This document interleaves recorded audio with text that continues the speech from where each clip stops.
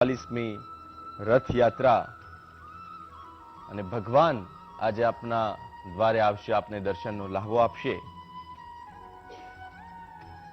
તો વીટીવીના સ્ટુડિયોમાં ઋષિ ભારતી બાપુ મહામંડલેશ્વર છે. બાપુ, આપનું સ્વાગત છે વીટીવીના સ્ટુડિયોમાં.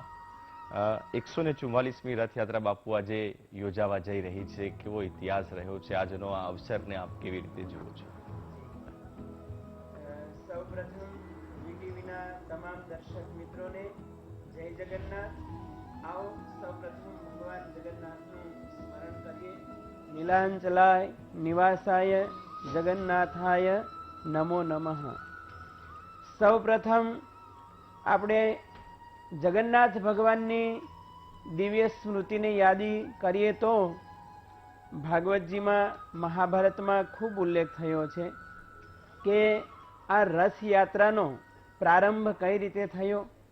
તો સૌપ્રથમ કથા એક એવી આવે છે કે જ્યારે સુભદ્રાજી પોતાના સાસરીએથી જ્યારે પિયર આવે છે, દ્વારકા આવે છે, ત્યારે પોતાના બંને ભાઈઓ ભગવાન કૃષ્ણ અને બલભદ્રને કહે છે કે મને દ્વારકાની નગર યાત્રા કરવી છે, દર્શન કરવા છે, તો આપ મને યાત્રા કરાવો.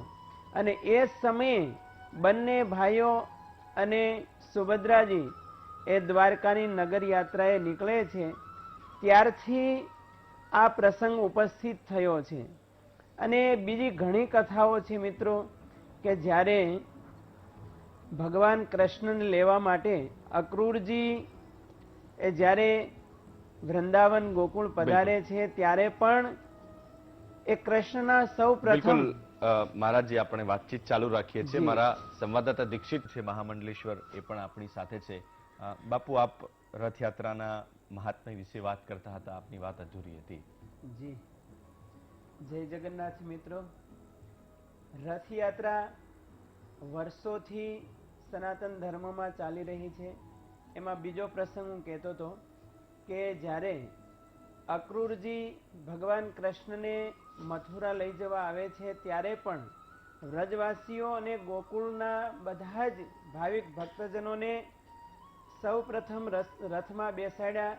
ત્યારે પણ એ રથયાત્રા નીકળે છે.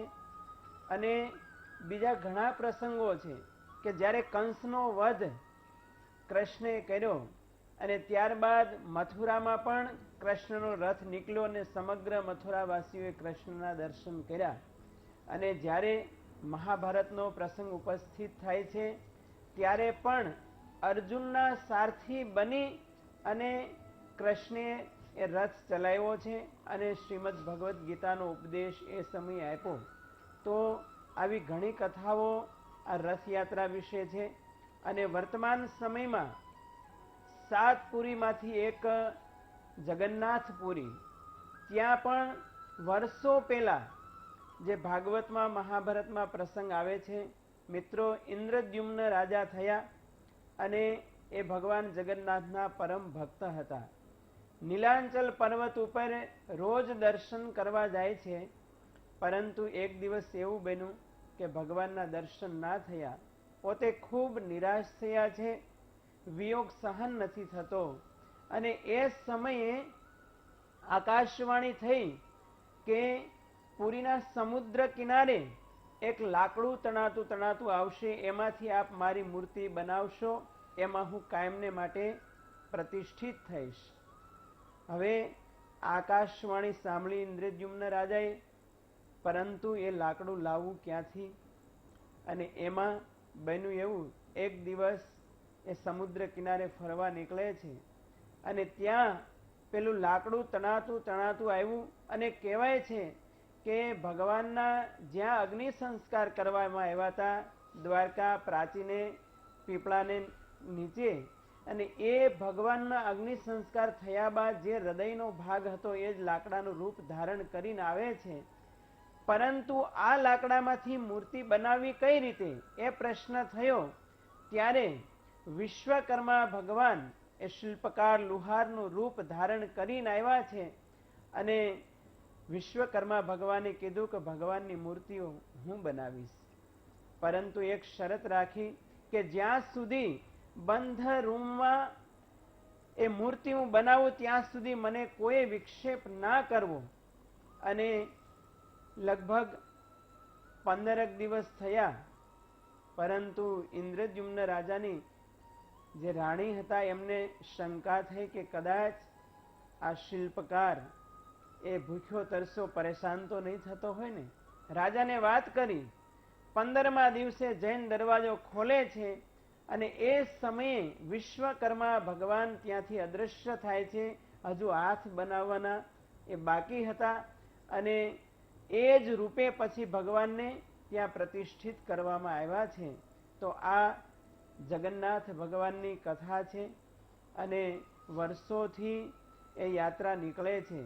અને હું માનું છું ત્યાં સુધી આખા વિશ્વમાં, સમગ્ર વિશ્વમાં જે હિન્દુ ધર્મમાં બિલીવ કરે છે એ જગન્નાથ ભગવાનની યાત્રા પૂરીની અને ત્યારબાદ આપણા કર્ણાવતી મહાનગરની યાત્રા બીજા નંબરની રહે છે.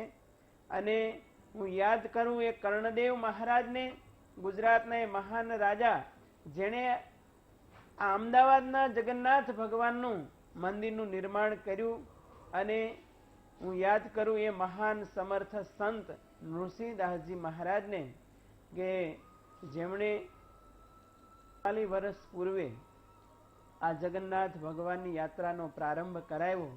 અને ધન્યવાદ છે એ ભરૂચના બધા ખારવા સમાજના ભાવિક ભક્તજનોને કે જેણે સૌ પ્રથમ ભગવાનના રથની સામગ્રી આપી અને આ કર્ણાવતીમાં જગન્નાથ ભગવાનની નગર યાત્રાનો પ્રારંભ થયો.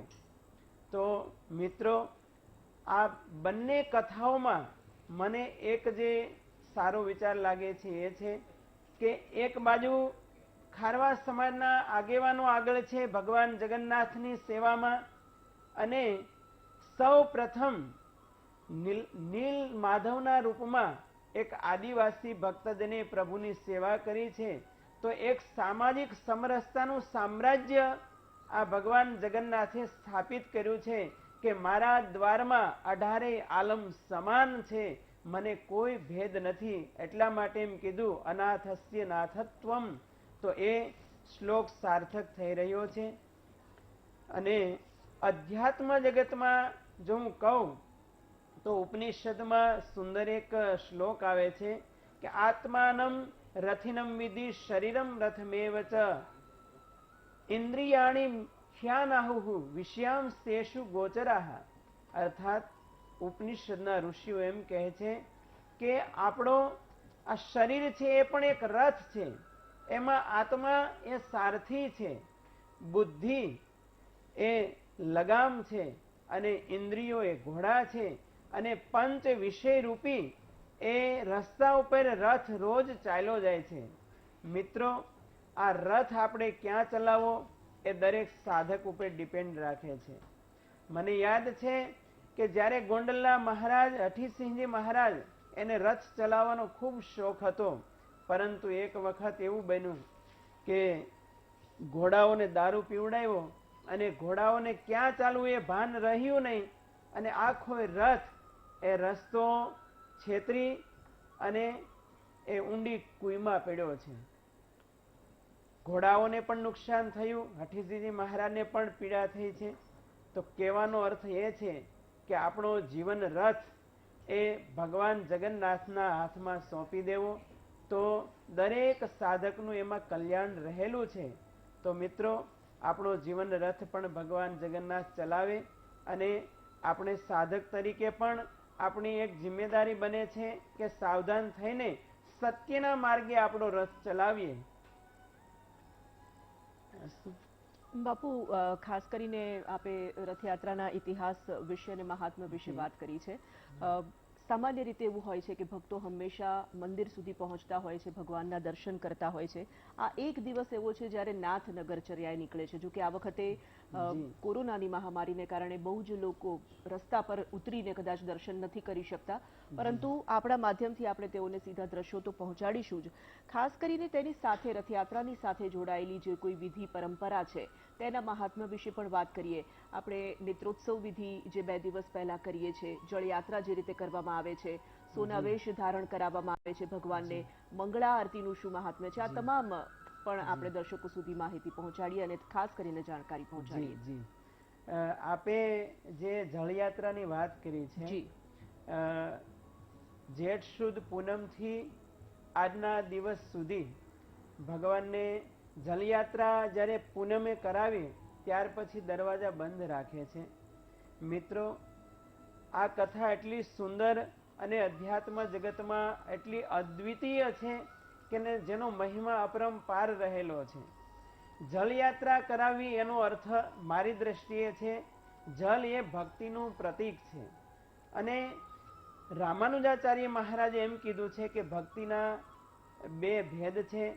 એક સાધન ભક્તિ, જેની ભાગવતમાં પણ ઉલ્લેખ થયો છે કે શ્રવણમ કીર્તનમ વિષ્ણુ સ્મરણમ પાદ સેવનમ, અને બીજો ઉલ્લેખ એવો છે કે તેલ ધારાવત અવિચ્છિન્ન સ્મૃતિ સંતનાન રૂપાહ ભક્તિ, કે જેમ ભગવાનની મૂર્તિમાં આપણી ઇન્દ્રિયોની તમામ વૃત્તિ એ મય રહી, જીવ છે શિવમય બની જાય.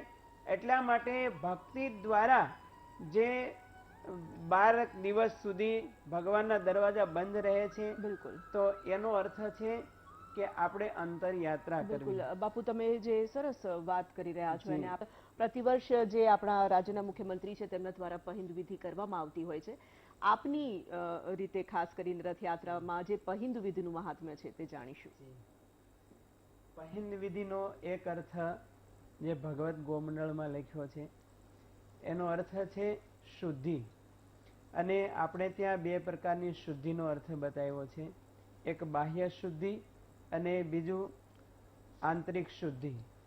જ્યાં સુધી શુદ્ધિ ના થાય ત્યાં સુધી એ પ્રભુ બિરાજમાન થતા નથી, પછી મંદિર હોય કે હૃદય કમળ હોય. અને શાસ્ત્રોમાં તો ત્યાં સુધી કીધું છે કે આહાર શુદ્ધો સત્વ શુદ્ધિ, સત્વ શુદ્ધો ધ્રુવા સ્મૃતિ, અર્થાત ભીતરની શુદ્ધિ થયા વિના એ પરમાત્માનું સ્મરણ પણ થવું અશક્ય છે. એટલા માટે દરેક સાધકને બાહ્ય પહિંદ વિધિ થાય છે એ ગૌણ છે, પરંતુ એનો સીધો પ્રયોગ દરેક સાધકના ભીતર થવો જોઈએ. અને એ શુદ્ધિ ના થાય ત્યાં સુધી હૃદયમાં, જેમ ઉપનિષદમાં કીધું છે કે અંગુષ્ઠ માત્ર પુરુષો મધ્ય આત્મની તિષ્ઠતિ, અર્થાત પરમાત્મા હૃદય કમળમાં સદાને માટે બિરાજમાન છે, પરંતુ એના દર્શન કરવા હોય તો એ પહિંદ વિધિ જરૂરી છે. અને એટલા માટે જ જગન્નાથ ભગવાનની યાત્રા નીકળે છે ત્યારે પહિંદ વિધિ થાય છે. એ મને તમને શુદ્ધિના દર્શન કરાવે છે. અને જેમ જળયાત્રા કરાવે છે તો એ પણ એક પ્રકારની અંતરયાત્રા છે. આપણે ત્યાં બહિર્યાત્રા પણ દર્શાવી છે, પણ હરિભાઈ કોઠારીએ સરસ લખ્યું છે કે છો દેશ વિદેશે ઘૂમી વળે કે અવકાશે તું અટકે ના, પરંતુ ભીતરના મસ્ત પ્રદેશે પલભર થોભ, નહીતર હે મુસાફિર તું થાકી જઈશ. એટલા માટે ભીતરની યાત્રા પણ થવી જરૂરી છે. ઘણા લોકોએ પણ એમ કીધું, યુરો ગાગરીન થયા, રૂસના સૌપ્રથમ અંતરિક્ષ યાત્રી, એ ખૂબ બહાર ફર્યા, પરંતુ એ માણસને સત્યના દર્શન ન થયા. અને આર્કિમિડીસે પણ એમ કીધું કે અગર મુझे कोई स्थिर बिंदु मिल जाए तो मैं पूरी दुनिया को हिला दूंगा. लेकिन સ્વામી રામતીર્થે એમ કીધું કે બેટા, ભીતરની યાત્રા કર, અંતર યાત્રા કર, તો તને પરમ સત્યના જે શાશ્વત છે એના દર્શન થશે, પછી તું ધારે તે કરી શકીશ. તો આ છે ભીતરની યાત્રા છે. અને કબીર સાહેબે એટલા માટે કહ્યું છે કે ઘૂંઘટ કે પટ ખોલ તો હે પીયું મિલેંગે. તો દરેક સાધકોને આ નગર યાત્રા પૂર્વે જે જલયાત્રા થાય છે એ ભક્તિના માધ્યમ દ્વારા, એ બહિર્યાત્રા તો દરેક જીવ ખૂબ કરે છે, પરંતુ એક દિવસ એવો આવે કે દરેક સાધકે પોતાની આંખો બંધ કરી અને હૃદય કમળમાં પરમાત્માના દર્શન કરવાના પ્રયાસો કરવા જોઈએ. તો આ જલયાત્રાનો મહિમા છે. અને પહિંદ વિધિ એ શુદ્ધિનું દર્શન મને તમને બતાવે છે. બિલકુલ બાપુ. આપણી સાથે એમાં કોરોના મહામારીને ધ્યાનમાં રાખીને આ વિધિ ટૂંકાવવામાં આવી છે, પરંતુ જૂના સમયમાં, પ્રાચીન સમયમાં મને યાદ છે અને મેં પૂજ્ય મહામંડલેશ્વર ભારતી બાપુ દ્વારા સાંભળ્યું છે, અને બાપુ પણ ઘણી વખત ત્યાં જગન્નાથ ભગવાનના દર્શનને યાત્રામાં જતા અને એમ કહેતા કે જૂના સમયમાં અમે ગાડા લઈ અને નગર યાત્રાએ નીકળતા, તો એ સમયે જે તે સમયની વ્યવસ્થા ઓછી હતી અને એ વખતે વાહનો પણ એટલા નહોતા અને એટલી વ્યવસ્થા કરવી પણ થોડી અઘરી હતી. પરંતુ વર્તમાન સમયમાં જ્યારે સરકારનો સપોર્ટ હોય અને પછી ફેરફાર થતા આવ્યા, તો અમે અખાડાના સંતો પણ સાથે આવ્યા અને બીજી જે ઘોડાઓ, હાથીઓ અને વાહનોની વ્યવસ્થા પણ આવી. અને એ રથયાત્રામાં જુઓ તો કેરીનો, મગનો અને જાંબુનો પ્રસાદ પણ વિશાળ રૂપમાં ભક્તજનો દ્વારા આપવામાં આવે છે. પરંતુ આજે કોરોના મહામારીનો કાળ ચાલી રહ્યો છે, એટલા માટે આપણે શરતોને આધીન રહી અને આ રથયાત્રા કાઢવામાં આવી છે. તો જેને બધા જ પ્રજાજનોએ, અમદાવાદના બધા જ ભક્તજનોએ પણ સાથ સહકાર આપ્યો છે અને આપણે કાયદાનું પાલન બધાએ સાથે રહીને કરવું જોઈએ. જી બિલકુલ બાપુ, ખૂબ જ મહત્વની વાત આપે કરી, કારણ કે કહેવાની થાય છે કે નિર્વિઘ્ન રીતે રથયાત્રા નિજ મંદિર તરફ ફરી રહી છે, ત્યારે એક તો આજે અષાઢી બીજ છે. અષાઢી બીજ એ અદ્વૈતનું પ્રતીક છે, જ્યાં જીવ એ શિવ બની જાય છે, પ્રેમાદ્વૈતની ભૂમિકા પ્રાપ્ત થાય છે. કબીર સાહેબે એમ કીધું છે કે હું એક નહીં, બે નહીં, પણ અદ્વૈત, અદ્વૈતની ભૂમિકાએ આજના દિવસે દરેક સાધકે પરત ફરવાનું છે અંતરયાત્રા દ્વારા. અને કોઈ પણ વ્યક્તિ, રાજા મહારાજ હોય કે ભગવાન હોય, એ ફરવા નીકળે તો બે હેતુ હોઈ શકે. એક તો કોઈ માણસને ઘરમાં બેઠા બેઠા કંટાળો આવે તો એ બહાર નીકળે, પરંતુ ભગવાન બહાર ફરવા નીકળે છે, આની પાછળનો હેતુ શું હોઈ શકે? ત્યારે સંતો એવું લખ્યું છે કે ભગવાન પોતાના ભક્તજનોના દુઃખ દૂર કરવા માટે એ દર્શન દ્વારા અને પોતાની જે દિવ્ય ભાવના છે એના દ્વારા ભક્તોને સુખી કરે છે. એટલે આજે ભગવાન જગન્નાથ એ નગર યાત્રા કરવા નીકળ્યા છે અને આપણે પ્રાર્થના કરીએ કે ભગવાન જગન્નાથ સમસ્ત જનતા જનાર્દન, સમસ્ત ગુજરાત, ભારત અને વિશ્વમાંથી આધિ વ્યાધિ ને ઉપાધિ દ્વારા એ બધા જ પ્રકારના દુઃખો દૂર કરે. અને જેમ શાસ્ત્રોમાં કીધું છે અનાથસ્ય નાથત્વમ, એવી રીતે એ ભગવાન બધાને સુખી કરે એવી આજના દિવસે આપણે અભ્યર્થના રાખીએ. અને એક અષાઢી બીજનું એક બીજો હેતુ પણ શાસ્ત્રોમાં દર્શાવ્યો છે કે આપણે ત્યાં બે પ્રકારની સૃષ્ટિ બતાવી છે, એક નાદ પરંપરા અને એક બુંદ પરંપરા. બુંદ પરંપરાનો મહિમા પણ એટલો જ છે જે ગૃહસ્થાશ્રમમાં ચાલી રહ્યો છે, અને નાદ પરંપરાનો પણ એટલો જ મહિમા છે જે ગુરુ શિષ્ય દ્વારા દિવ્ય પરંપરા પ્રસ્થાપિત થતી હોય છે. તો આજે અષાઢી બીજના દિવસે જે બીજના દર્શન કરવાવાળા છે, જે મહાધર્મને પાલન કરે છે, એ ભક્તોને માટે પણ બહુ ખુશીનો દિવસ છે. અને જગન્નાથ ભગવાનમાં જે બિલીવ કરે છે, આજે સનાતન ધર્મનો ખૂબ મહિમા વધી રહ્યો છે. અને આવી જ રીતે દર વર્ષે જગન્નાથ ભગવાનની યાત્રા થતી રહે અને સમસ્ત જનતા જનાર્દન ખૂબ સુખી થાય એવી આશા રાખું છું. અસ્તુ. જય ગિરનારી, જય જગન્નાથ.